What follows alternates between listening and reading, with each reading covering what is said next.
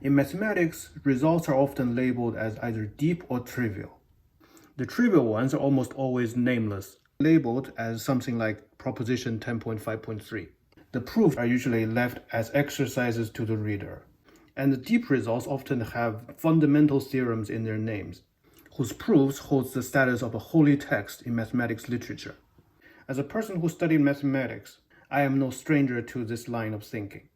But recently, I recognized this is a mental prison of a dichotomy. Labeling mathematical results and things in life as either deep or trivial tricks us to focus only things that are considered deep.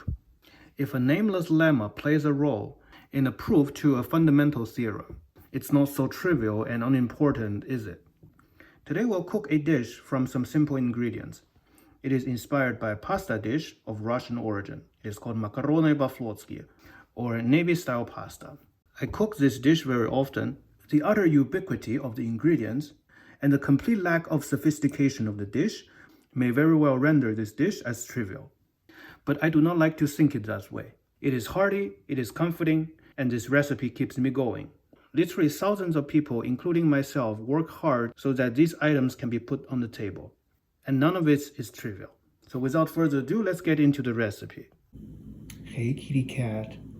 She likes to hang around the kitchen when I cook. And this is a countertop I use to make book reviews, by the way. And here we have a classic, A Course in Modern Analysis by Whittaker and Watson. Maybe I'll review it one day.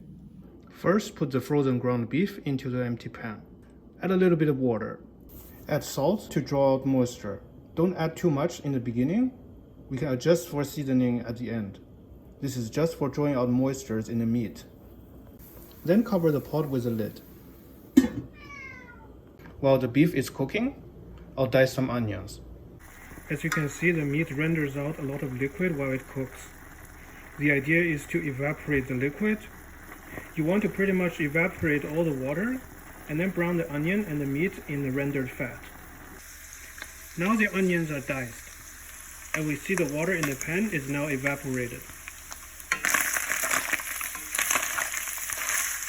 And we know the meat is now frying instead of boiling because we can hear the sizzle. So now we can add in the chopped onions and stir fry the mixture. While stir frying, try to break down the meat into finer pieces. Add a handful of chili flakes and some garlic powder. Don't ask me how much, I just eyeball it.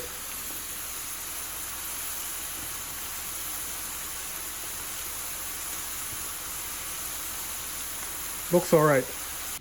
It's okay, kitty. It's okay. You'll get your own dinner, come on. In the meantime, I'll need to boil some hot water. You happy? Now the water is boiled. I'm going to pour into the pan slowly and deglaze the bottom.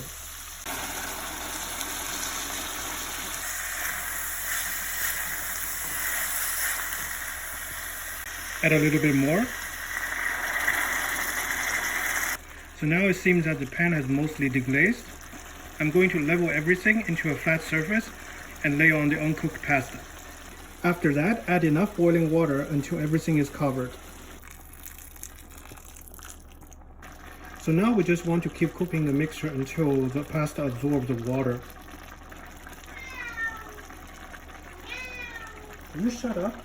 And for that reason, we do not want to add too much water at the start. Keep stirring to prevent anything sticking at the bottom.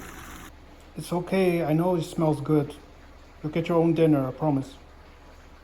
In case you wonder why there is a Whittaker and Watson on the countertop, it's because I put the tripod on top of it when I make book reviews. This way there is more distance between the camera and the object.